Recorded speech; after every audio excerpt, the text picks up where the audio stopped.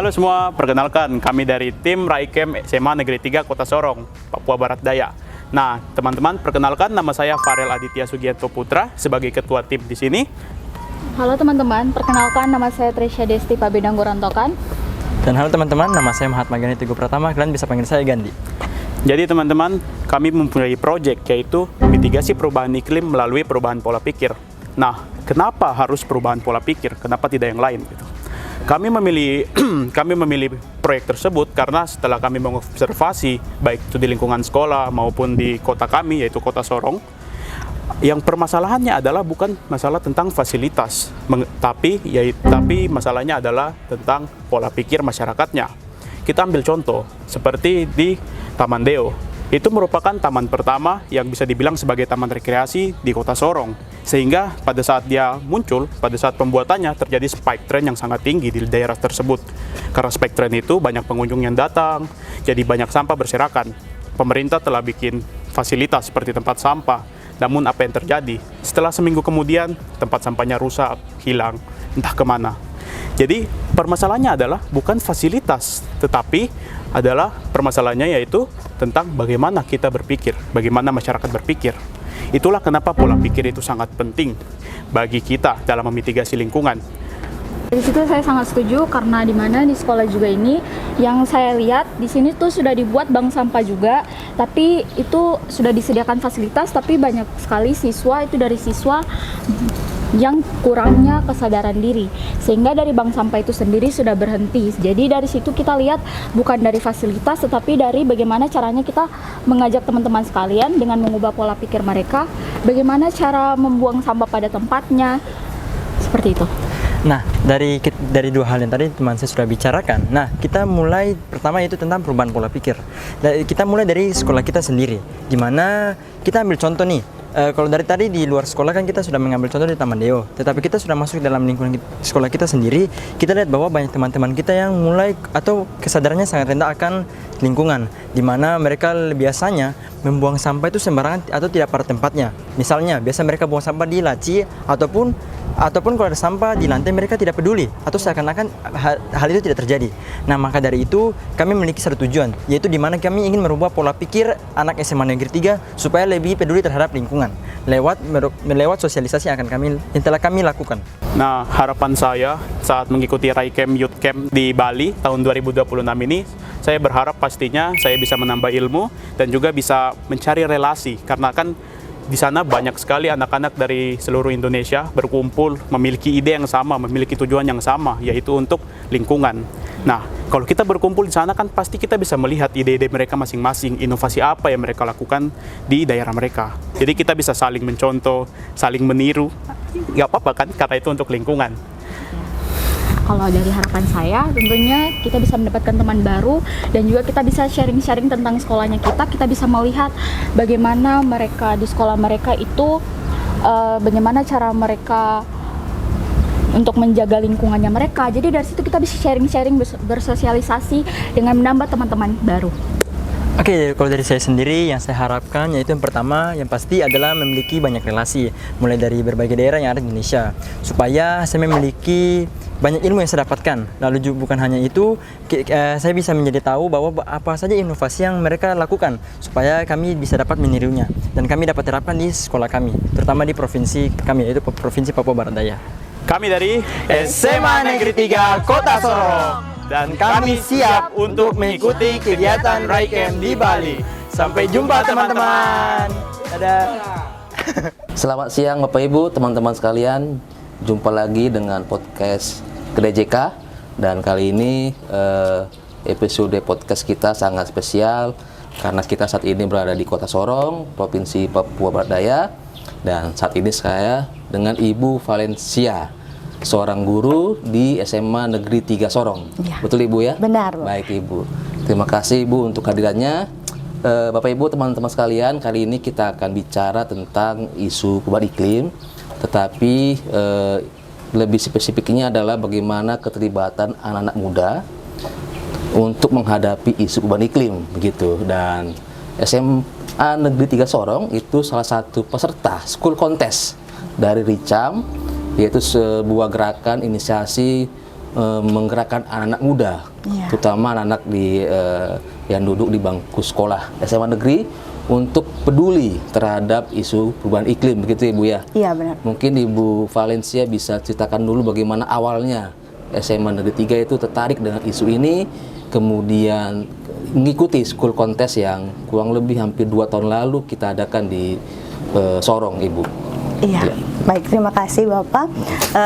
Sebelumnya kami dari SMA 3 tentunya mendapat semua informasi ini melalui dari pihak yang menyelenggarakan, itu datang ke sekolah kami, kemudian kami mendapatkan informasi bahwa akan ada namanya kompetisi perubahan iklim. Ya. Sehingga saya sebagai guru pendamping yang dipercayakan dari sekolah, saya memilih beberapa siswa untuk kita terlibat dalam sosialisasi sebelum ada terlibat dalam kompetisi perubahan iklim. Kalau saya tidak salah ingat, kompetisi sosialisasi tersebut itu dilaksanakan di kampus Bukit Zaitun, betul, di belakang Mega. Betul. Sehingga kami waktu itu saya mengajak 6 siswa sesuai dengan yang sudah disampaikan. Itu ada 6 siswa di mana perwakilannya dari kelas, kebetulan waktu itu siswanya masih ada di kelas 10, kelas 1 SMA. Dan yang lainnya ada di kelas 2 SMA atau kelas 11. Gitu. Kemudian anak-anak bersama juga dengan saya mendapatkan dukungan positif dari kepala sekolah dan juga dari Bapak Ibu guru, di mana anak-anak tersebut mendapatkan izin untuk kami bisa ada terlibat dalam sosialisasi tersebut. Dari situ mereka mendengarkan arahan dari pemateri, dari Pak Tandu mendapatkan arahan, kemudian mendapatkan berbagai macam informasi dan juga ada games-games menarik kalau saya tidak salah ingat waktu itu. Sehingga dari situ anak-anak mendapatkan pemahaman yang baru, mungkin yang belum mereka dapatkan dari pembelajaran di kelas, terutama tentang perubahan iklim. Karena mungkin saat ini di usia mereka, mereka mau dibilang kan dalam posisi umurnya masih remaja. Belum tahu tentang yang namanya dunia mungkin yang sekarang yang terjadi di dunia, yaitu seperti lapisan ozon yang sudah mulai menipis. Kebetulan saya juga sendiri guru kimia, mengajar ada materi tentang kimia hijau kalau tidak salah di kelas 10 dulunya. Jadi ada nyambungnya dengan materi waktu mereka sosialisasi di sana. Sehingga melihat juga keadaan kota Sorong yang panas, kemudian kalau mau dibilang Papua ini kan masih banyak dengan hutan seharusnya. Jadi kondisi suhunya juga seharusnya kalau bisa dibilang masih gampang kita mendapatkan udara segar. Tapi pada kenyataannya yang seperti kita lihat cuaca yang ada seperti ini. Sehingga kami sangat tertarik dengan kompetisi yang diadakan, dan anak-anak juga saya melakukan konsultasi bersama dengan mereka, dan kami memutuskan antusias yang sangat luar biasa, dan dukungan juga dari pihak sekolah, sehingga kami semua memutuskan untuk kami ikut terlibat. Baik, itu sih boleh yang boleh saya itu kan Bu, setelah ikut proses mengenal lebih dekat tentang isu perubahan iklim, kemudian kan anak-anak dengan guru pendamping diminta membuat proposal kira-kira apa yang bisa dilakukan di lingkungan sekolah maupun di lingkungan masyarakat gitu ya Bu. Itu bagaimana prosesnya Bu? Kira-kira ide kreatif seperti apa yang diutarakan oleh siswa sehingga itu didukung oleh pihak sekolah gitu Bu. Baik, siap Bapak. Yang pertama tentunya anak-anak melakukan observasi. Dari mereka observasi awal dulu ke kelas-kelas melalui pengurus-pengurus kelas. Itu saran dari mereka. Kebetulan di sini ada kami mengambil ketua, ada juga bendahara. Di kelompok ini yang terdiri dari 6 orang, di mana tidak lepas dari kerjasama antara saya sebagai guru pendamping maupun mereka sebagai peserta, melakukan survei dari 36 rombel kelas yang ada di sini. Itu ada beberapa kasus yang mungkin harus diselesaikan, bukan dalam skala yang besar tapi dalam skala kecil. Contohnya membuang sampah yang tidak pada tempatnya. Ada beberapa temuan yang kami temukan, itu ada yang langsung membuang sampah di laci, misalnya laci meja, ataukah ada sampah gula-gula yang ada di sekitar, mereka tidak tergerak hati untuk mengambilnya. Nah, dari situ mereka memikirkan cara bahwa kalau misalnya alat dan bahan yang mau mereka buat, mungkin saja itu hanya berhenti pada saat pembuatan. Tidak ada langkah selanjutnya, tidak ada efek yang lebih kepada berkelanjutan. Sehingga sebuah ide muncul dari mereka tentunya sendiri, dan saya sebagai pendamping, saya berpikir bahwa ide ini sangat luar biasa, yaitu tentang perubahan pola pikir. Karena bagi mereka landasan utamanya itu ya karena kita mau buat alat sebanyak apapun, tapi kalau dari manusia sendiri punya pola pikir masih ya buang sampah itu adalah keseharian, di mana saja juga bisa buang. Nah, itu yang membuat anak-anak mereka berpikir bahwa ibu, kalau misalnya kita buat suatu tempat, misalnya bank sampah.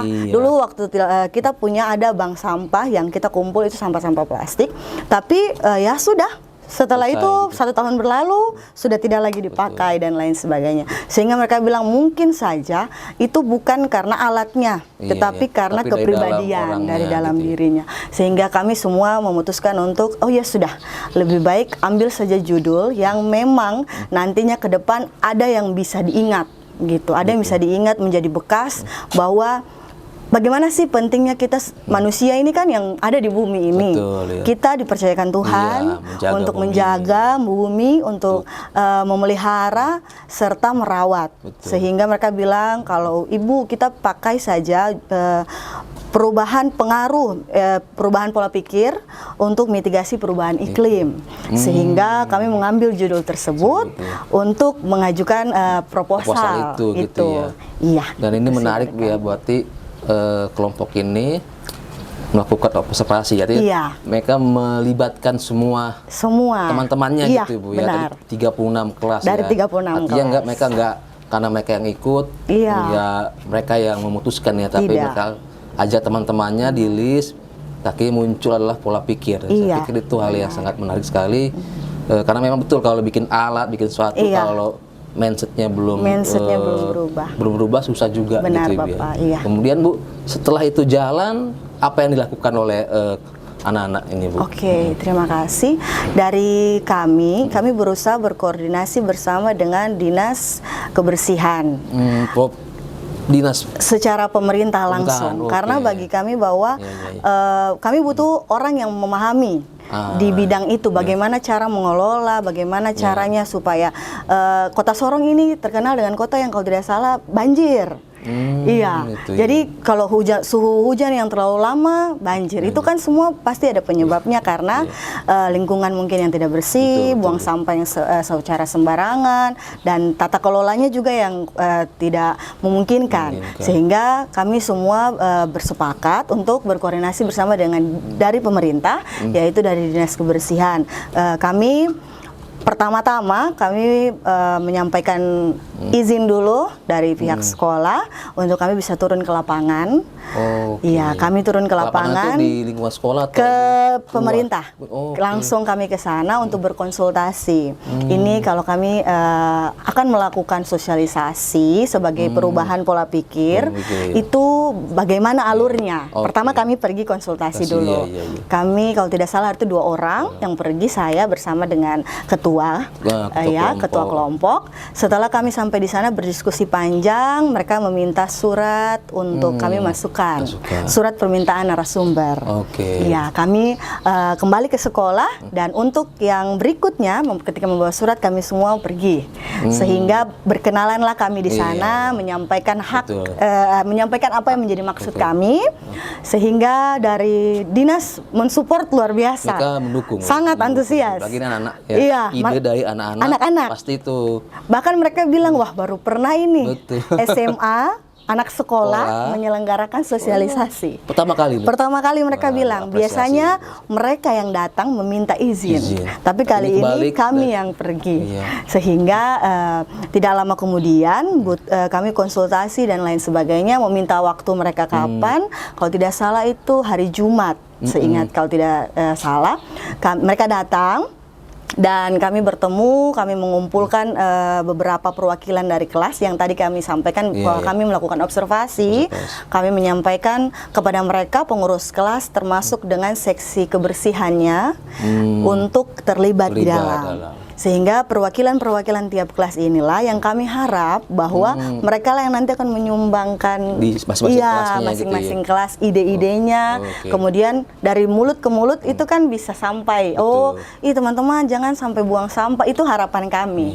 Dan pada saat mereka datang, kami sangat senang. Apalagi saya sebagai pendamping bahwa ada kerjasama antara sekolah dan pemerintah.